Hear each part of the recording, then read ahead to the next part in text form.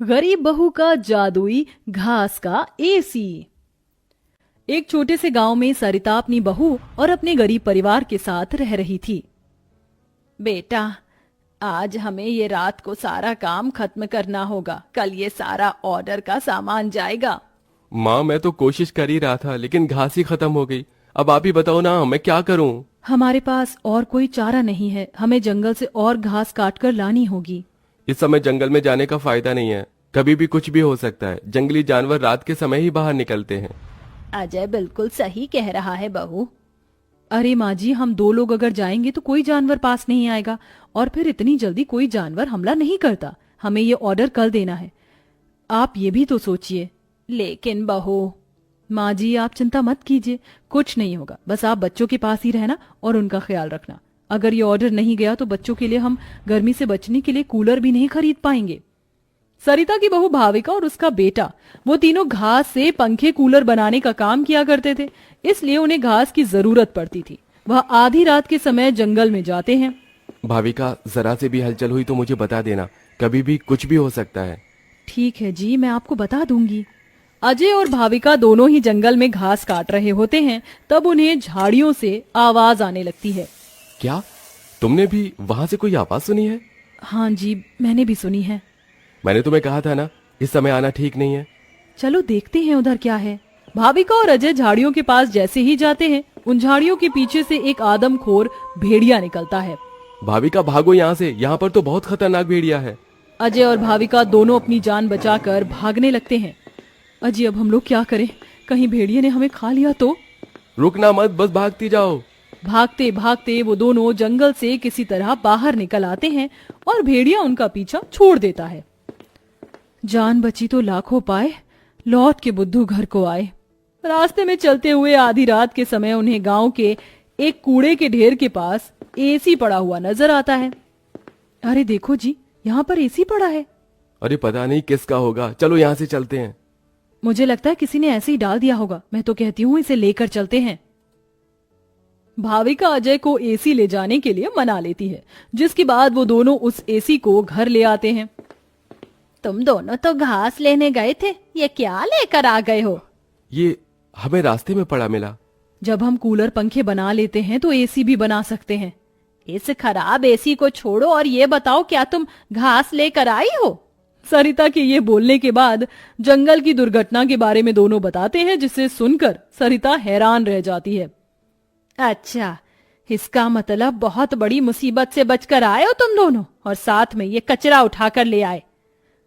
वह तीनों बहुत ज्यादा परेशान हो जाते हैं। कल का ऑर्डर पूरा करने के बाद उन्हें कुछ पैसे मिल जाते, लेकिन घास न होने की वजह से उनका ऑर्डर पूरा नहीं हो पाता और वह ऑर्डर कैंसिल हो जाता है।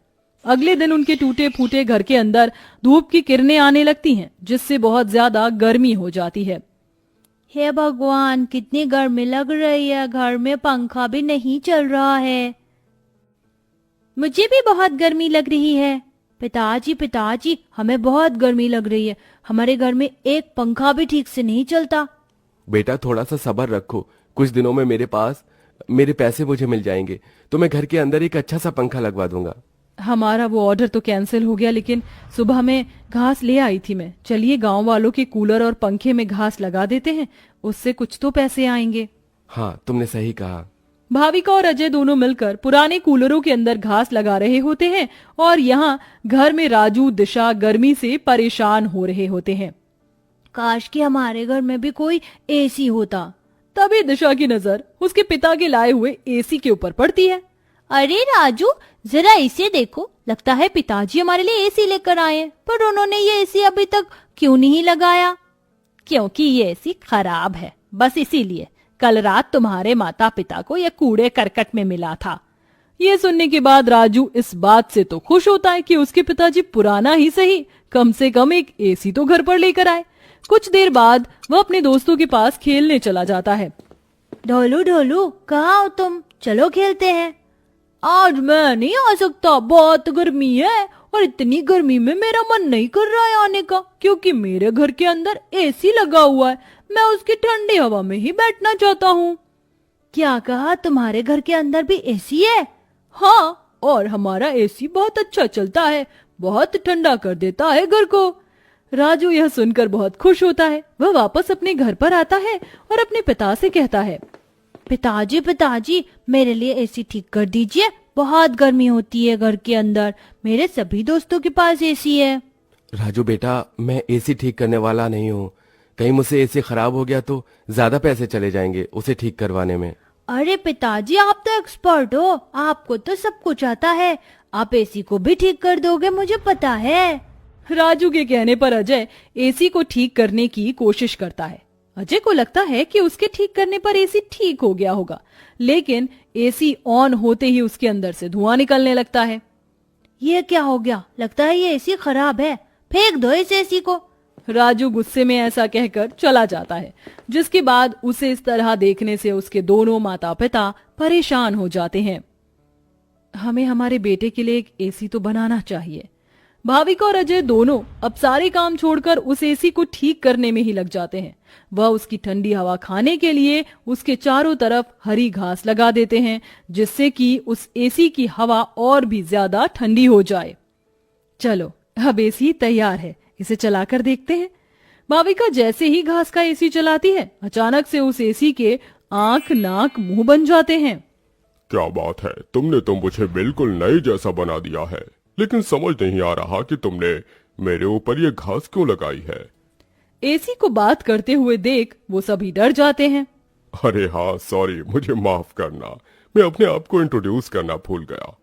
मैं एक जादुई एसी हूँ, मेरे पास परी लोक की शक्तियां हैं, मैं गरीबों की मदद करता हूँ और तुम्हें मेरी बहुत ज्यादा जरूरत थी, लेकिन मैं खराब होने की वजह से अपनी शक्तियां इस्तेमाल नहीं कर सकता था। तुमने मुझे ठीक कर दिया, उसके लिए तुम्हारा बहुत बहुत शुक्रिया। माँ पिताजी देखो, ये एसी तो बात भी करता है। हाँ, तुमने बिल्कुल सही कहा, ये तो कोई जादुई एसी है। तुमने बिल्कुल सही कहा, मैं हूँ एक जादुई एसी, बल्कि अब मैं हूँ एक घास का जादुई एसी और मुझे तुमने बनाया है। ये घास का जादुई एसी चलता भी है या फिर बस बातें ही करता है? तभी जादुई एसी के अंदर से ठंडी ठंडी हवाओं के साथ घास के बने हुए एसी निकलने लगते हैं। अरे वाह, इसकी ठंडी हवाओं के साथ इसके अंदर से तो घास के बने एसी भी निकल रहे हैं। यही तो मेरा जादुई कमाल है, मेरी ठंडी हवाओं के साथ तुम्हें घास का एसी भी मिलेंगे। ये तो सोने पर सुहागा हो गया। ऐसा जादुई एसी मैंने कभी नहीं देखा। अब उनके पास इतने सारे घास के एसी हो गए थे जिन्हें वह देखकर सोच में पड़ जाते हैं। आजकल बाजार में एसी बहुत महंगा मिलता है, हम घास के बने हुए सस्ते एसी बेचकर पैसे कमा सकते हैं। सही कहा माँ आपने, पर क्या लोग घास के बने एसी खरीदना चाहेंगे? सरिता यह सुनकर थोड़ी देर चुप हो जाती है। हमें पहले एसी बेचकर देखना चाहिए। इस तरह भाविका और अजय दोनों मिलकर बाजार में घास के बने एसी बेचने के लिए चले जाते हैं, जहां घास के बने एसी देखकर सभी लोग हैरान रह जाते हैं। एसी तो बहुत देखे, लेकिन ऐसा एसी नहीं देखा, ये तो बहुत अलग है। घास से बने एसी मैं भी खरीदना चाहूंगी। कितने का है एक? ज्यादा नहीं, मात्र 1000 रुपए का है। आजकल एसी 30-40 हजार तक मिलते हैं और तुम इतने सस्ते में बिल्कुल कौड़ियों के भाव बेच रहे हो। चलो मुझे एक दे दो। कोमोलिका के खरीदने के बाद वहां और भी लोग उन दोनों से एसी खरीदते हैं। इसी के चलते उनकी अच्छी खासी बिक्री हो जाती है और सारे एसी बिक जाते हैं। आज का ये आखिरी एसी बचा है, इसे मैं अपने घर में लगाऊंगा। अजय घास का एक एसी अपने घर में भी लगा देता है और घास के जादुई एसी का इस्तेमाल वो बस तभी करता है जब उसे एसी बेचने के लिए पैसे चाहिए होते हैं। जादुई घास के एसी, अपनी ठंडी ठंडी हवाएं दो, जिससे मुझे तुम्हारे जादुई घास के एसी मिले। अजय के इतना बोलते ही जादुई घास के एसी के अंदर से ठंडी ठंडी हवाओं के साथ घास के बने एसी निकल आते हैं। इस तरह धीरे धीरे अजय अपना घास के बने एसी का बहुत बड़ा बिजनेस खोल लेता है और धीरे धीरे उसकी सारी परेशानियां खत्म हो जाती हैं। अब वह गरीब परिवार खुशी खुशी रहने लगता है।